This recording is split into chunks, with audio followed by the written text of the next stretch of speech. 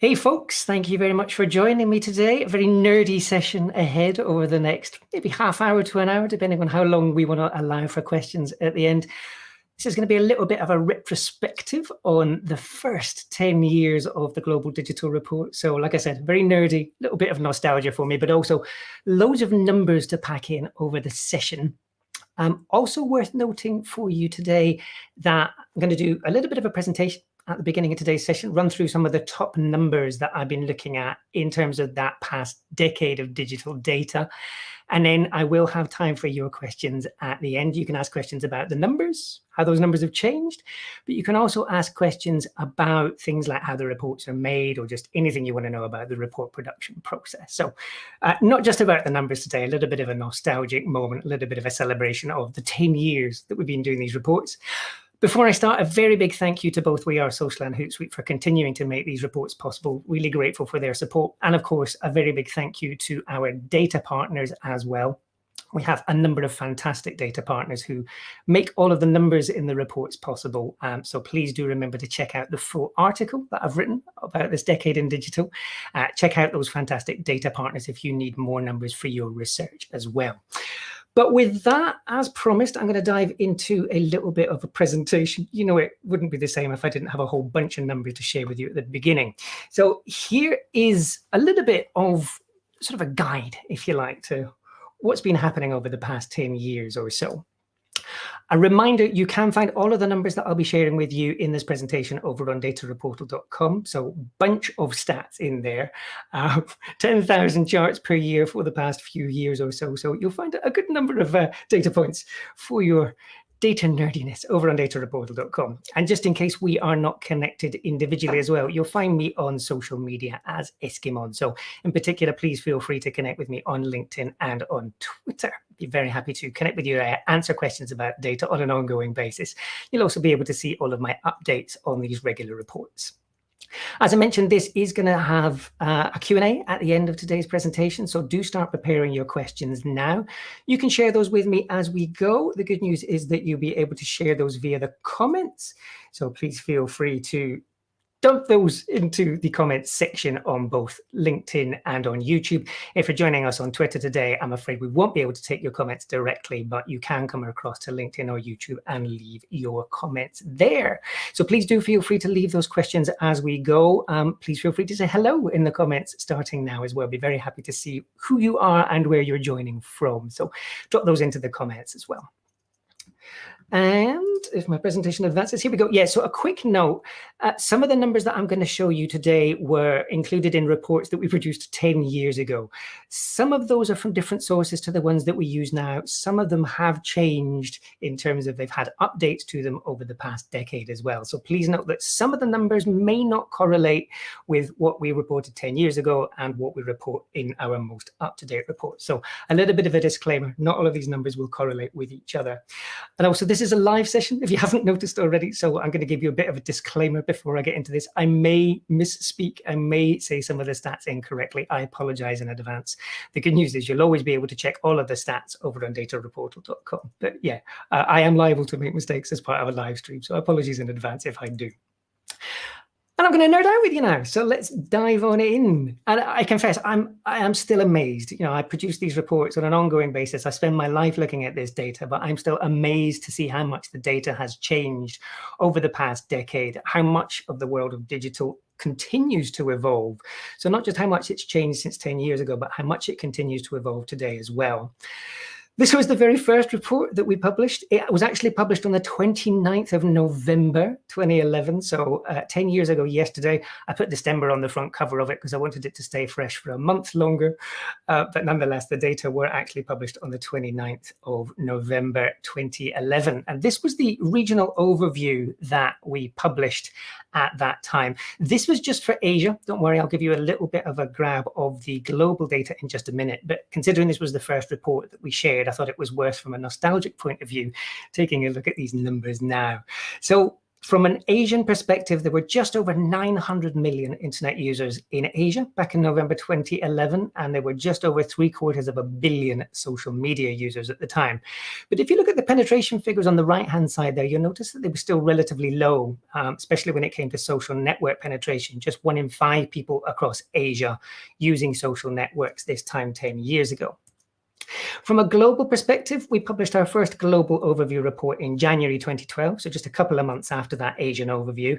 And yes, before you ask any questions in the comments, the good news is I will be doing a retrospective on this global data as part of our upcoming 2022 reports as well. So do look out for that in January. We'll have a load of comparative stats looking back over the 10 years that we've been doing these reports in our January reports as well. But this was the global sort of picture, if you like, from just under 10 years ago. Just over 2 billion internet users around the world back in January 2012, and almost 1.5 billion social media users. As you can probably guess, though, things have changed quite dramatically since then. So this is the latest set of stats that we've reported as part of the ongoing Global Digital Report series. As you can see here, close to 5 billion internet users, not quite reached that important milestone yet, but nonetheless, nearly 62% penetration of the internet around the world, which is really pretty impressive if we consider that things like the World Wide Web are only 30 years old. So the speed that we've reached these figures is one of the things that blows my mind and still continues to mess with my head whenever I look at the stats. And then from the social media perspective, as you can see, there are more than 4.5 billion people using social media today. So significant jumps in various aspects of digital use and connectivity. But the most interesting stories, looking back over the data from the past 10 years, go much deeper than these headlines. So if we want to dig a little bit deeper, we'll find some of those more interesting stats and takeaways. Just to give you some context before I start going into the digital numbers, we are looking at growth in overall population over the past decade of 830 million people. Well, that's already a pretty impressive number on its own. And that gives you really useful context, though, as we go into some of the digital numbers that I'll share with you now. Just to note that that figure there, the 813 million, won't correlate with the population figures that we published back in 2011, because the UN has published more up-to-date figures for historical years in its more recent values. So they have actually revised up the values for global population in some historical years compared to the numbers that we published back in 2011. But nonetheless, that doesn't detract from the fact that there's been some serious growth. So here's the first of our 10-year growth charts, if you like. So we're looking at population here from July 2011 through to July 2023. Obviously, some of these figures are forecasts, a very rare thing for me to share forecasts. Normally, I will only ever give you actuals and historicals. But I want to show you here that the world's population is on track to pass 8 billion sometime in early 2023. So just to give you a sense of where we are, just back in July 2011, we'd only just passed the 7 billion mark. And within the next 18 months to 2 years, we will see that figure pass the 8 billion world population. So really quite incredible when you think just how fast even the population is growing. Just to give you perspective, I'm going to give a few compound annual growth rate figures here. So those are the average annual increases that we've seen over a 10-year period. World's population increased by 1.1% per year over the past 10 years. But as you probably would expect, given my enthusiasm for these numbers, global digital adoption has grown even faster during the same period. So internet users, for example, have grown at an annual rate of 8.6% over the past 10 years. Not surprising, because we started from a relatively low growth rate, but nonetheless, that's still almost 8 times faster than population growth. So very clear that there has been an exponential increase in the number of people using digital technology over the past decade. And this is how internet users have grown over the past 10 years. What you'll notice here, we started off, as I said, in November 2011, just over 2 billion internet users 10 years ago, and we are rapidly approaching that 5 billion internet user figure today. Just a note on that 4.88 billion figure for November 2021, the right-hand side of the chart here, that likely undercounts the real total. The our friends at the ITU have let us know that there are significant delays to both collecting and reporting internet user data at the moment as a result of COVID-19. And those delays have been impacting research for at least the past couple of years. So there's a very high likelihood that that 4.88 billion figure is actually quite a bit higher. I don't know whether we're going to have a big increase to report for you in January, but I'm certainly looking forward to seeing what those numbers are going to be as well. So if you're excited to see how things have grown by the time we get to January, then I'll be with you in that enthusiasm. But to put that into simplest terms, the number of internet users around the world has more than doubled since that first set of reports that we published back at the end of 2011, which is really quite incredible. And that's just trying to get my head around that level of growth. It's really quite difficult. But here's the interesting thing. Digital access and connectivity, despite those impressive growth rates, are still not evenly distributed around the world. So as you can see on the chart here, you've got certain parts of the world, especially in places like Northern Europe up here, where we've got 97% internet adoption.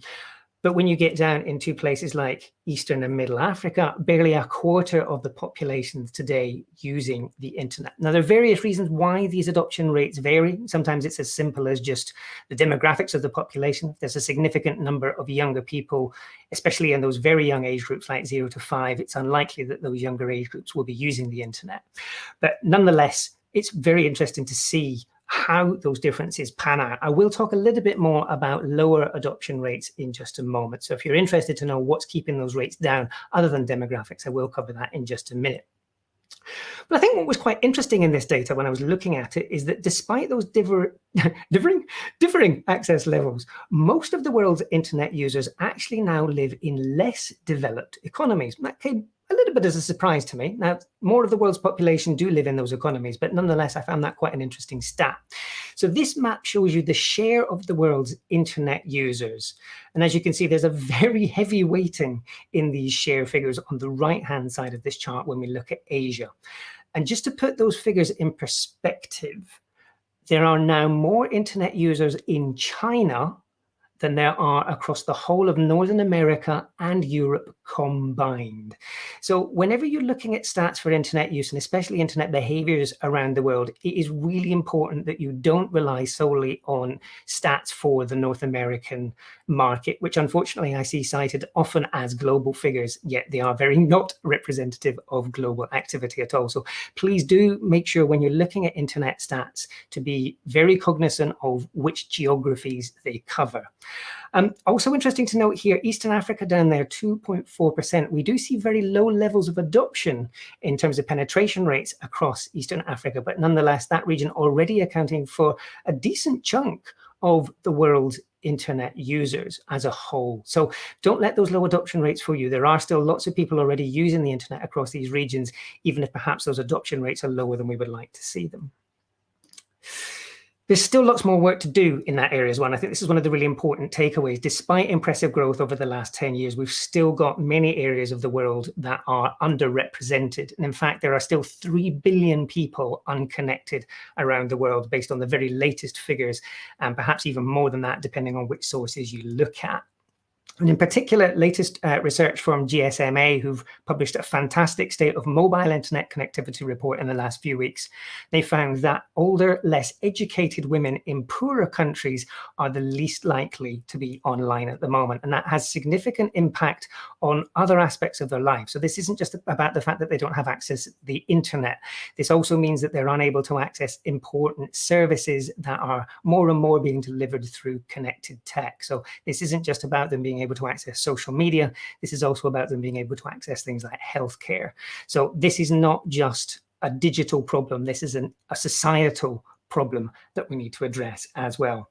I can see a few of you already dropping questions into the chat there. Thank you very much. I will come to those at the end of the presentation. Please feel free to keep dropping those in as we go, though, so that you don't forget what your questions are. Just if you're wondering where those unconnected populations are, you'll see some bigger numbers across Africa there. Not a surprise given the lower adoption rates that we saw earlier, but the really big figure on this chart for Southern Asia, so across areas like Pakistan and India, more than 1 billion people in Southern Asia still yet to come online.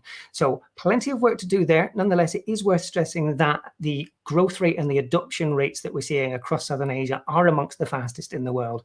So adoption is accelerating across those regions, but still plenty more to do to make sure that everybody who wants to use the internet can do.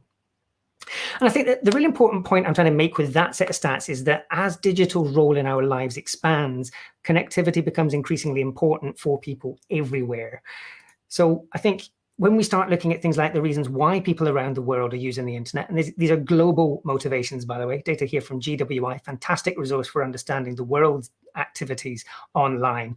And as you can see here, it's interesting to see that there's such a wide variety of different things that we're doing online.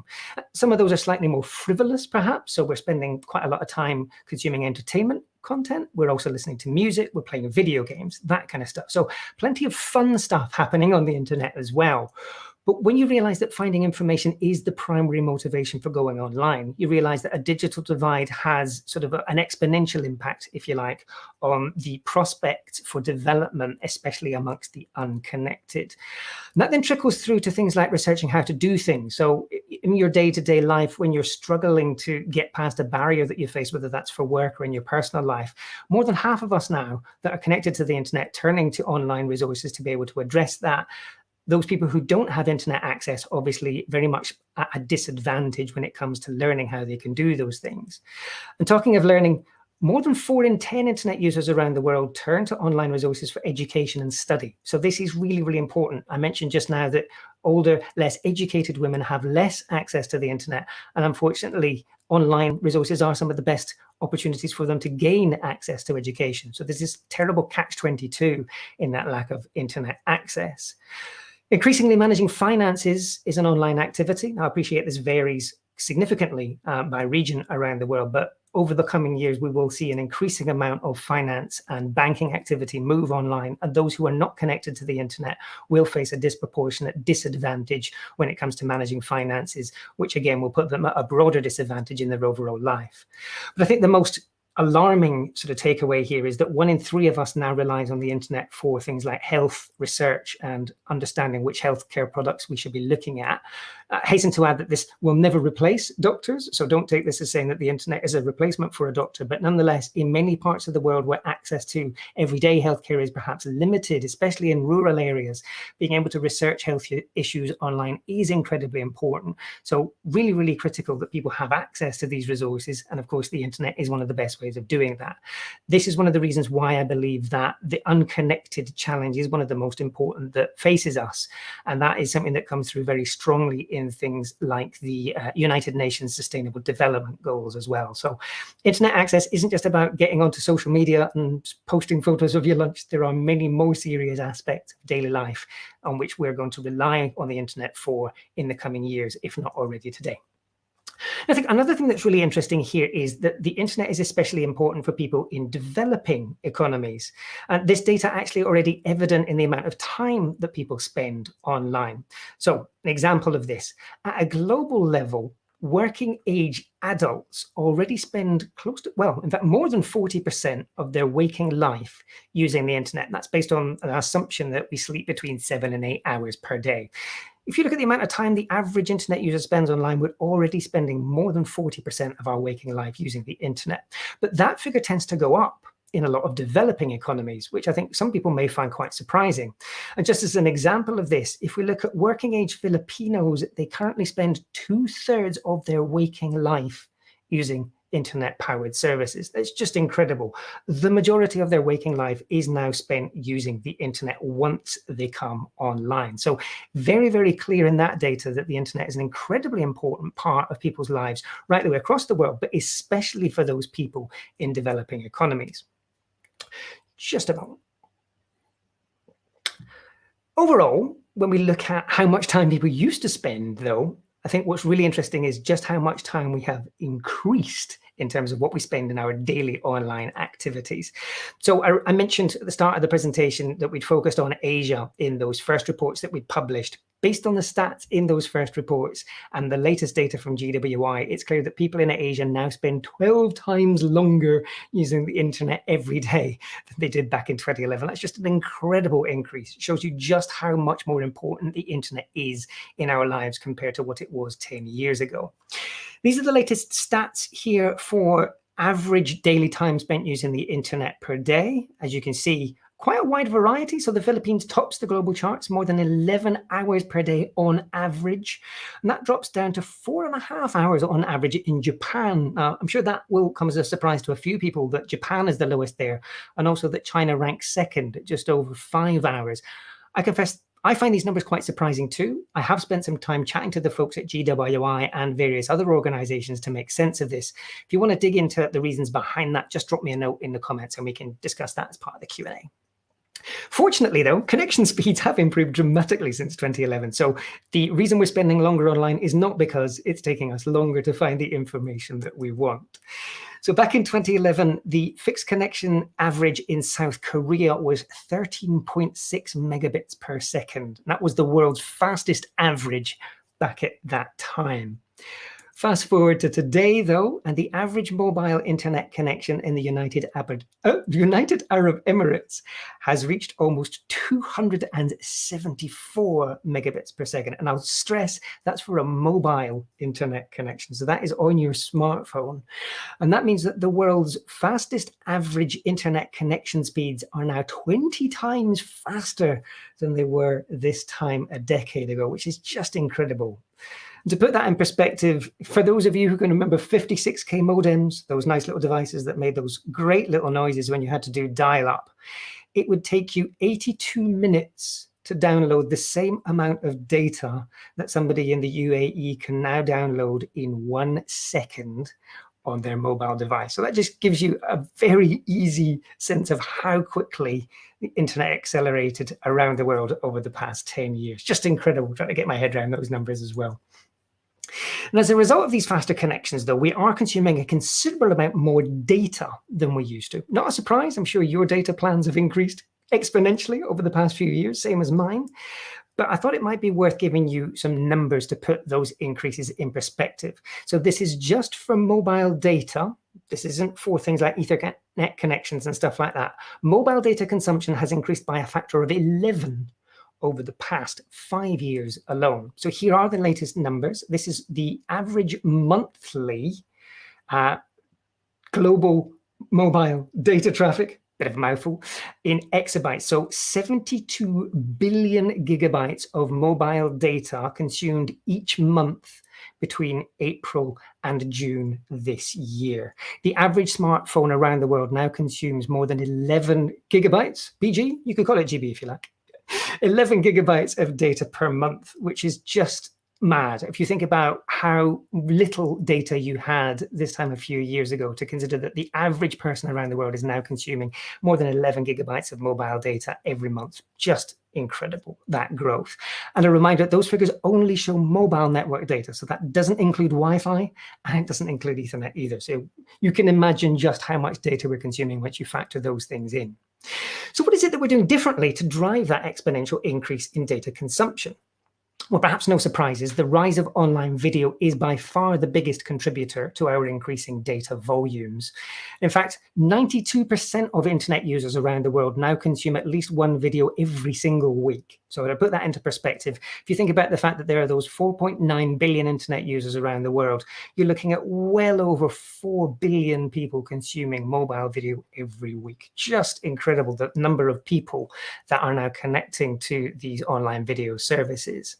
And as a result of that increased usage, video now accounts for 3 times more data than all of our other mobile activities combined. So if you're a YouTube addict or if you're spending a lot of time watching Netflix on your mobile devices, this may not come as a surprise to you, but just think about how much data that is now driving in terms of our global consumption. Second after video, though, is social media. Probably not a surprise there, and I confess I'm a little bit confused as to whether or not these social media figures include social media video. I'm guessing that they do not include figures for YouTube, and whether you want to classify YouTube as a social platform or not is a little bit subjective. So my guess is that this doesn't include YouTube, but it may include all other platforms, say Facebook, Twitter, etc. But social media's second biggest driver in the world's mobile data consumption. And just to put some of that into context, the number of social media users around the world have tripled over the past decade. So I mentioned at the start of the presentation, we've jumped from 1.5 billion back at the start of 2012 as you can see there. And we're now up to 4.5 billion social media users today. So that's equivalent to just under 58% of the world's population. But you'll also notice that that figure increased by almost 10% over the last 12 months. So more than 400 million new users came online for the first time over the past 12 months alone. And this is what that growth looks like over the past 10 years or so. So back in 2011 there, as I mentioned, 1.5 billion users, right the way up to the 4.5 billion that you can see today. You will notice that there's a little bit of a curve to that graph though. So accelerating adoption, especially over some of the more recent years. And I think this is one of the things that really stands out for me in this data. I did not expect to see those growth rates continue at the rates that we'd seen previously. I certainly didn't expect to see them accelerate. Admittedly, COVID has contributed quite a big chunk to the increases over the past 2 years, but nonetheless, even as the world has started to open up a little bit, we have not seen growth rates drop down to the same levels that we saw in 2019. So we're still seeing faster growth today than we saw at the end of 2019. So still fascinating to see how those numbers are increasing. Once again, though, when we look at those social media numbers, access to and use of social media around the world isn't evenly distributed. So these are use rates versus local populations. And as you can see, we've got really high levels of adoption in North America. But once you get into parts of Middle and Eastern Africa, still barely 1 in 10 people in those parts of the world using social media today.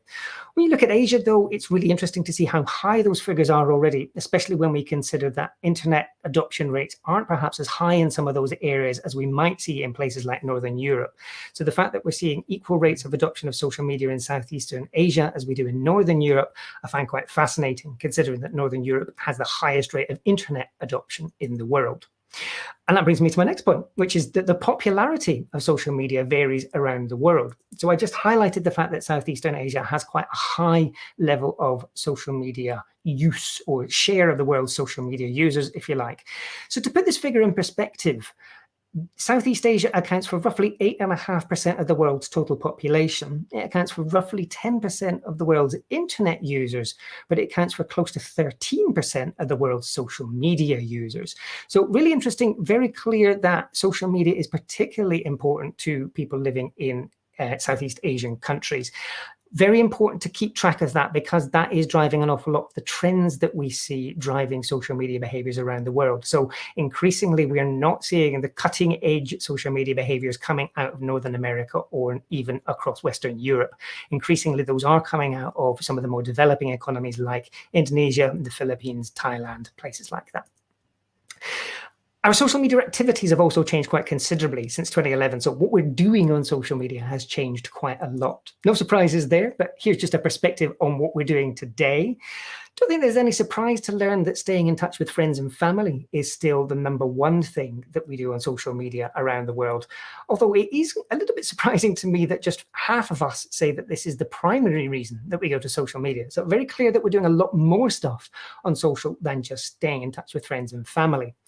And some of the most interesting things amongst that more varied use, reading news stories. I think this is one of the most fascinating stories to come out of the research over recent years. 1 in 3 people around the world saying that they rely on social media for their news activities. Sorry, let me rephrase that.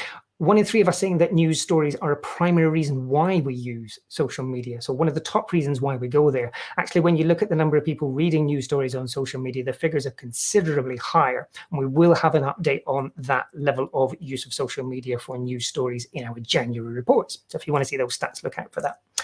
We're also spending more time entertaining ourselves on social media. So filling up spare time, a big driver of social media use, but also finding funny and entertaining content. But perhaps for the marketers tuning in today, one of the more interesting things, more than a quarter of us saying that finding things to buy and finding inspiration for things to buy is a primary reason why we go to social media. So increasingly, this is where people are turning to look for their shopping and to get inspiration for the kinds of brands that they should be buying as well. So really important to understand the importance of these channels now in the purchase journey. And as a result of that more varied series of activities, we're now spending even more time using social media than ever before. So on average around the world, we're now spending 2.5 hours per user per day using the internet, using social media.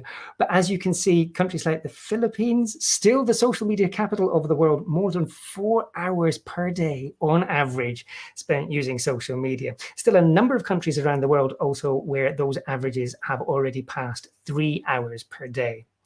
And as a result of those high averages, just my last stat to mess with your head before we go to Q&A, the world will spend over 4 trillion hours using social media next year. But I am acutely aware of the irony that you are spending your time on social media now, listening to me rattling on about stats. So it's probably a good time for me to move over to my Q&A section so that you can get the real value that you want to get from this today. Quick reminder, if you want any more of these stats, if you missed any of the numbers as you were writing them down, you will find every single stat all for free over on datareportal.com. And just in case you are looking for any help making sense of these numbers for your team and your organization's specific needs, we do also offer private briefings. So if those are of interest to you and your company or your organization, please do head over to kepios.com where you can find out a bit more about the services that we offer. And of course, if you want to connect with me, if we're not already connected on LinkedIn, Twitter, etc., you can find me these places. Look out for me, especially on LinkedIn. It would be great to connect with you there if we're not already connected. And if you want to drop me an email, then do get in touch with me at reports@kepios.com. But with that, I'm going to open up the Q&A. I also need to take a quick drink just before I do that. So, thank you for the questions that you've already popped in. On the right-hand side of my screen, I can see your questions here. So I'll just take a quick look through. If you didn't get a chance to pop your questions into the comments, now is a great time to do that. So please do let me know whether you have any questions about the numbers, whether you have any questions about how we collect all of those numbers and go about reporting them as well. I'd be very happy to answer any questions you've got about the reports. Bjorn, thank you very much. Very kind of you to say these are interesting. Very clever with your social media prompt there as well. If anybody wants to connect with Bjorn, he's put up a link to his profile over there. Napoleon, also, thank you for your greetings. Very kind of you. Julia, interesting insights on video consumption and surprised that it surpasses social media. So that's in terms of the data consumption. I think when you look at the number of people that are using social media platforms and when you look at the number of people that are consuming online videos, the figures are actually very similar in terms of overall share of internet users that are doing both. I'd be very surprised if those two user groups don't overlap almost entirely. Increasingly, we're going to social channels to find the video content that we want to consume. So if you think about a platform like TikTok, is it a video platform? Is it a social platform? I don't think it really matters too much as long as we understand that it is increasingly one of the top destinations for the world's internet users. And, you know, they've got more than 1 billion users visiting TikTok every month now. We just published the first round of data for their advertising audiences by country in our October report. So if you want to see what that looks like in your particular country, we do have stats on that in our latest report as well. Things like YouTube, obviously, also a very important part of the world's video consumption. Billions of hours, apparently, per day being consumed on YouTube. So no surprises there that it's consuming a large amount of our time, but also accounting for a very significant proportion of the world's data, especially when it comes to those mobile devices.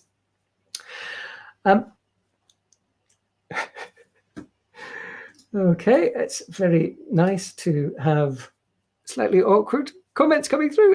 People spamming, which is always a good sign from my perspective. For people spamming the comments, that it means that they think this is a good place to come and have a chat.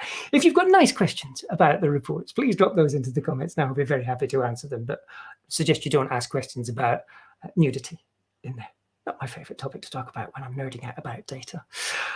Other things that stood out for me in the numbers as I was looking through them were the continuation of the speed of growth rate. So I mentioned that from the social media perspective. I think the fact that we're still seeing those elevated growth rates in social media user growth, I can't quite get my head around why they continue to increase at that rate. 10% year on year is a fascinating stat when you look at that online. social media growth. But it's not just the social media users that continue to grow. So even those internet users, I'm looking forward to seeing how much those have increased over recent months once we get the updated data from people like the ITU, once we get past those restrictions on research and reporting that I mentioned at the beginning related to COVID-19. Some questions have just come in. So Emmanuel question, correct me if I'm wrong. In fact, I can put that up on screen for you there. So, oh, no. This isn't quite showing in the same order that it is on my screen. Emmanuel, apologies, I want to show your question. Correct me if I'm wrong, but I kind of detected that the rise of change of social media users spiked from 2019. Yes, absolutely. Great spot there. So the early days of COVID-19, we saw a massive, massive rise in the number of people that were using social media around the world. I don't think that's necessarily a surprise. I think if you think about that from a logical perspective, there were a lot of people who were unable to leave their houses around the world due to things like COVID-19 lockdown. And as a result, social media was the only real way that we had to stay in touch with people on an easy and regular basis. In particular, we saw big growth in the number of older users that came into social media during that time. Now, they certainly didn't account for everybody that started using social media at the start of 2019, but there was a significant increase in people in older demographics coming on social media for the first time. I suspect that's partly driven by the desire to stay in touch with younger members of their family. So if you think about around the world, grandparents may be in the fortunate position normally of seeing their grandchildren on a regular basis in person. As they went into lockdown, especially across parts of Europe and North America, they wouldn't have been able to do that in the same way as previously. So a lot of those people coming into social media just so that they could have regular conversations with their children and with their grandchildren. So yeah, you're absolutely correct, Emmanuel. There was significant growth in social media users over the past 2 years in totality, and COVID-19 definitely a big driver. However, as I mentioned, what is interesting is that those growth rates have continued. So I don't know whether COVID-19 continues to fuel that. I suspect it's not the only reason that they continue to grow rapidly. So it's not the only factor that we need to be thinking about when analyzing those growth rates. Suddenly you're bombarding me with questions. So apologies if I do miss your questions. If I don't cover them in the live session now, I will do my best to come in and answer them in the comments later. So do check back later today. If I haven't answered your questions by the end of the live stream, I'll do my best to answer them in the comments. So Sachin, great question. Sources of data. This is a regular question that we get from our readers, but the good news is you will find the sources of every single stat at the bottom of every single chart that we produce. So the reports that you'll find on Data Reportal, you will find that at the bottom of every single data slide. You'll usually find multiple different data sources because we do rely on a number of different sources for data points, even on the same chart.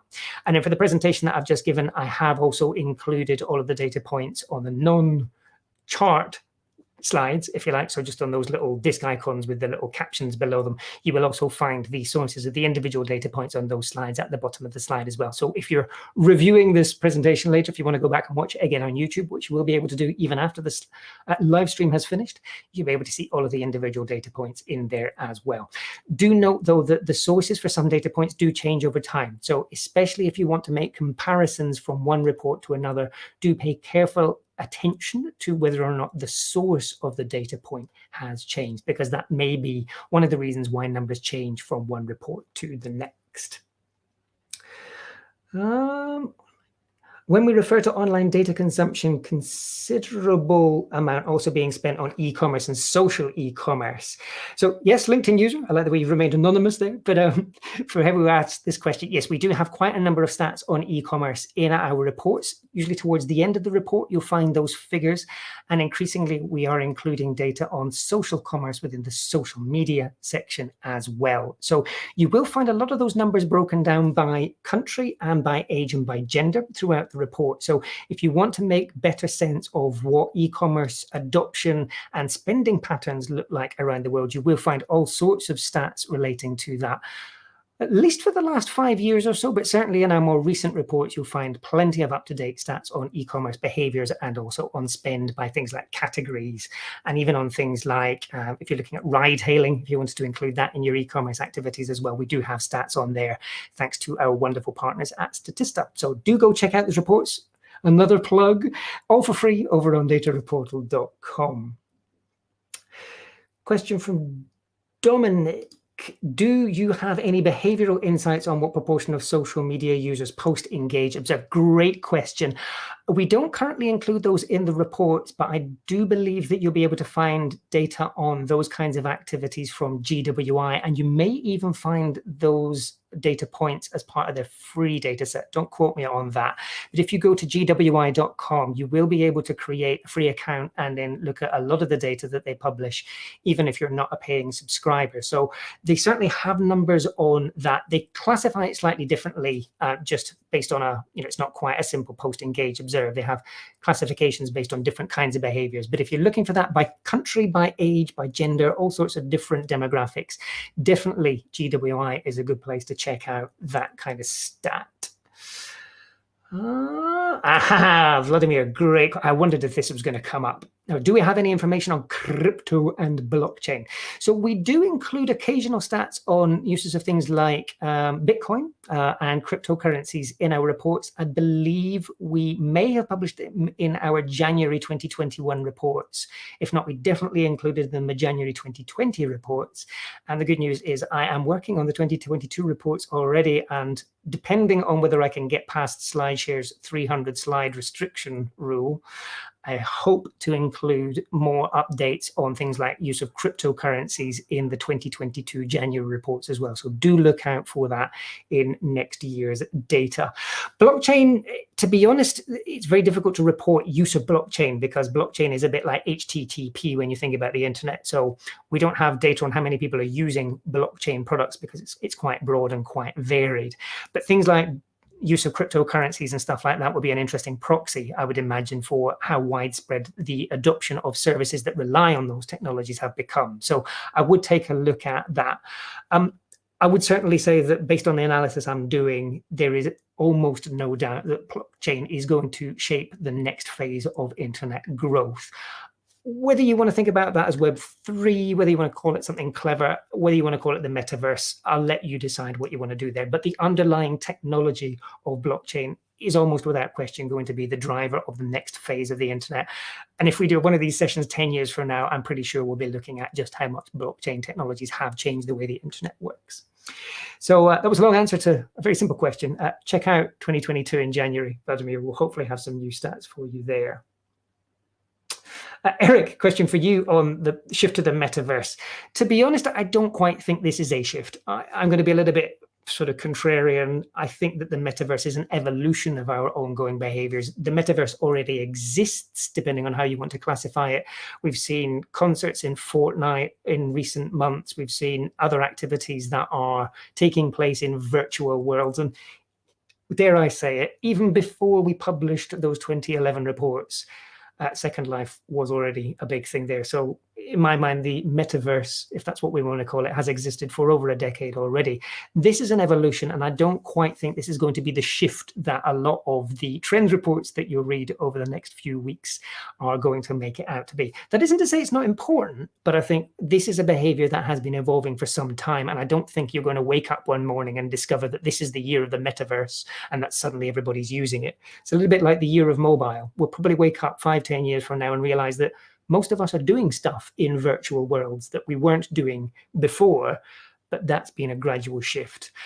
In all honesty, if you're a marketer and you're looking at where to allocate your budgets for next year, don't panic about getting stuff into the metaverse. There are some interesting opportunities in there, but if you can't see what those are intuitively, then it probably doesn't matter too much whether or not you include stuff in next year's plan or even in 2023. That's not to say it's not a good opportunity and that you shouldn't investigate it, but don't have FOMO. So don't worry about desperately needing to include it next year, because in all honesty, the number of people that are spending time in these environments, in these worlds, are still relatively small compared to the opportunities that you'll find on things like social media, which should still very much account for the majority of your budgets.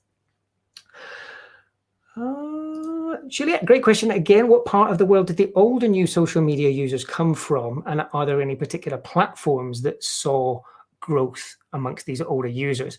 So the growth was actually spread quite neatly across most of the different platforms. We did see strong growth across Facebook and Instagram. We also saw strong growth on Snapchat. Unfortunately, I didn't have data by demographic for TikTok back then, so I can't tell you what growth looked like there from a data perspective, but anecdotally, we did see a lot of older people coming into TikTok specifically to be able to engage with their grandchildren. I would imagine was one of the big drivers of those older people coming online. And in fact, even just parents in their own homes being stuck with their kids, seeing their kids using TikTok, that also anecdotally was a big driver of some of those sort of people in their 30s to 50s coming onto platforms like TikTok.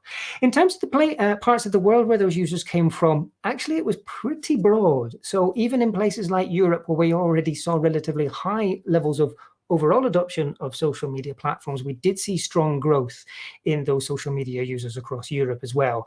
I confess, when you look at some of the more developing economies, places across perhaps sub-Saharan Africa or Southern Asia, we're still looking at a very small share of social media users in those older demographics. So they do not currently account for a big opportunity to reach folks at a sort of a broad population level. But nonetheless, there are still important populations that you can reach there.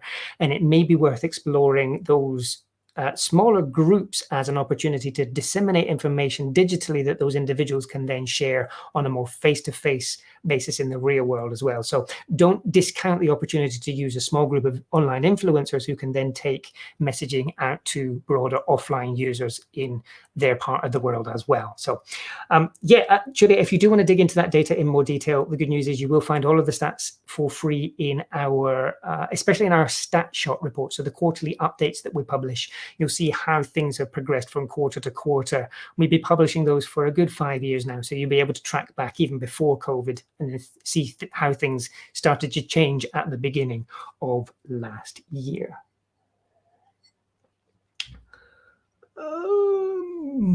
It's very difficult to read questions and do a live stream at the same time. This is a skill I'm going to have to master in 2022.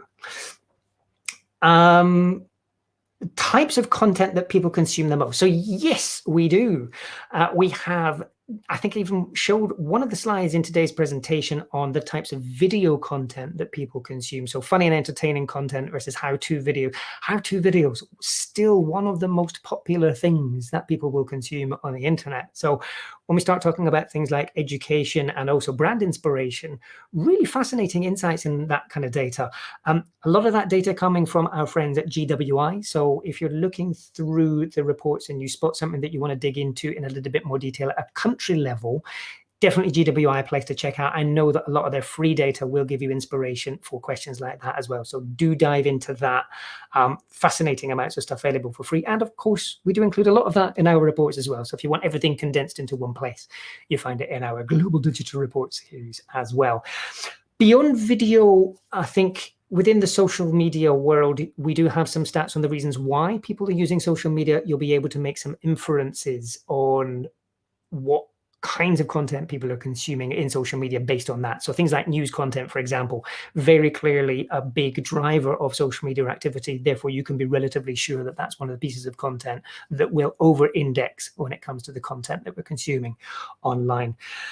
Beyond that, it starts to get a little bit tricky to classify things. So activities like e-commerce and online shopping, I wouldn't necessarily say that's content, but it accounts for an increasing share of our online time. So I think when you're asking yourself the kinds of content that people are looking at, try to balance beyond just things like the marketing opportunities. I think looking at people's broader online activities is a really important way of identifying opportunities that wouldn't appear in our more conventional definition of media.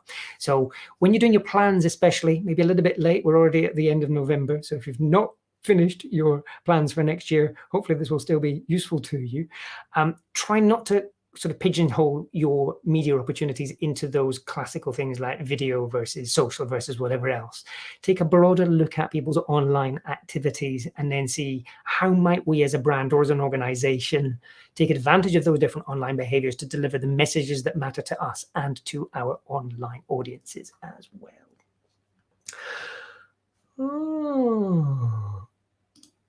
Ellen, great question. One of my favorites, because we do not get to include LinkedIn data in our ranking of the world's most active social media platforms because LinkedIn does not publish active user data. Very frustrating.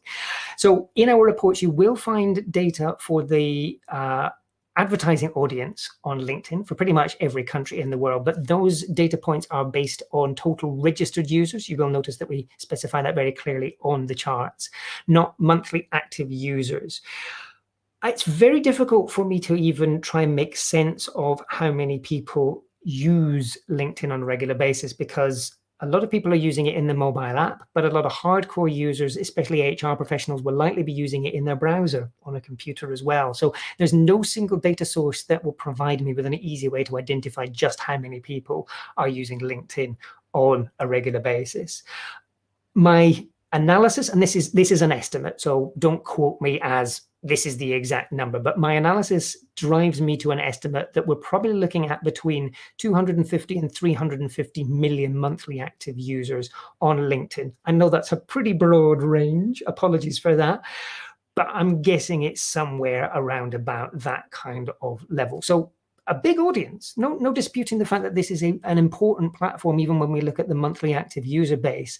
And even more importantly than that, these are particularly valuable audiences. So not only are they perhaps higher spenders, but they're also more influential. You're going to find people that are active in all sorts of different organizations like NGOs around the world. You're going to find C-suite at important companies. You're going to find politicians, all sorts of very influential figures. I don't mean influencers, I mean genuinely influential figures in everyday life are going to be using platforms like LinkedIn and Twitter. So just because they have smaller overall user bases than something like, say, Facebook, that doesn't mean they're any less valuable depending on the kinds of messages that you want to share and the kinds of communication that you want to deliver to your audiences.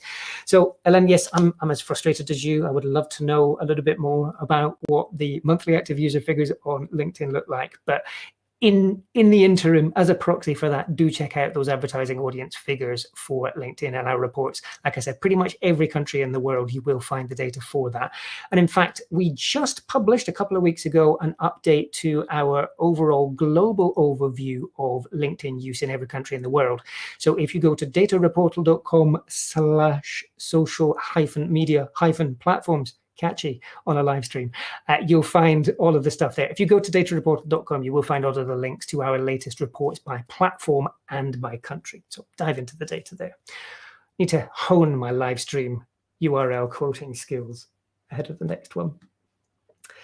Okay, I think we're probably reaching the end of today's live stream. That's been almost an hour already, and I think I've covered most of your questions. If you want to leave your very last question in there now, just before I wrap things up, give me a couple of seconds to just block the people that are posting continued comments about nudity on YouTube. I'll get rid of those. Have I missed any of your questions as I go back? Another one from secret LinkedIn user. Another question, are gaming platforms like Discord technically defined as a social media? This is a question I ask myself on a regular basis as well. What constitutes a social media platform? This is quite subjective. Personally, I only consider platforms that are primarily designed to facilitate conversations between individuals as their main purpose for being as a social media platform. However, I make an exception to that rule after quite violent reader feedback, and we now include YouTube in there as well. But typically, if it is a platform that is designed to facilitate communication between individuals, I would qualify that as a social media platform. So in this particular context, yes, absolutely. Discord would qualify as a social medium. If you're wondering where it ranks, the latest data that I've seen doesn't put it at a sufficient monthly active user level to be included in our most active ranking. At the moment, the cutoff for that is 300 million monthly active users. From what I understand, monthly active users on Discord, you're probably looking at somewhere around about 100 million monthly active users. I may have that figure wrong. I do believe they publish it on their website, but last time I checked, it was around about the 100 million mark. That's still really impressive, though. So if you think about it, that is 100 million very engaged individuals talking about topics that they are very passionate about. Discord is one of those amazing environments where people go to talk about the things that they genuinely care about. So if you think about some social media platforms, people go there to talk about the news and their everyday life. Discord, Pinterest, platforms like that are where people to go talk about passion points. Include Quora in there as well, another really interesting social platform when it comes to passion points. So these platforms typically have slightly smaller overall user bases, but in terms of the opportunity that they represent to us as marketers and as communicators, so much opportunity in there to engage the more passionate communities that we want to talk to and also learn from. Even if you don't want to publish any content to those platforms, you can learn a huge amount from the things that people are talking about between themselves in those platforms as well. So if you're looking for free research, create yourself a Discord community, get folks in there talking about things that matter to them, and you can learn all sorts of stuff that will be a really valuable addition to your more conventional research as well. Okay, I am going to wrap things up for today's session there. Thank you so much for joining me for today's live stream, and of course for joining me over the last 10 years of my nerdiness as well. Just a little pointer before I let you go for today. As I've mentioned a couple of times today, we will be publishing our digital 2022 reports starting in late January. So for the global overview report, look out for that in the last week of January 2022, packed with all of the very latest stats for all sorts of fascinating things, and hopefully including some of the new stats like use of cryptocurrencies and stuff like that as well. And then starting in mid-February, we will be publishing the first of our updates to our individual country reports. Those will not go out at the same time as the global overview report, but you will start to see those local country reports coming out as of mid-February. I won't be able to publish them all at once. We are a very small team at Data Reportal, so apologies. We will publish them as soon as they are ready, but expect it to take about 2 weeks for us to publish the 250 reports, 10,000 charts that we include in those annual updates. I apologize if your country is not one of the first ones that we upload, but by the end of February, you will have access to every single country in the world. So there's a promise for me to keep to when it comes to February. Thanks again for joining me today. I will be doing more of these live streams next year as we publish our reports and our updates each quarter. So if there's anything you'd like to see as part of those sessions, please let me know in the comments below. And also, please feel free to let me know if you would like to see any additional data points in the reports as well. Still time to squeeze something into the January 2022 reports if you're very quick. If not, I'll look at how we can include those in the reports throughout the rest of the year.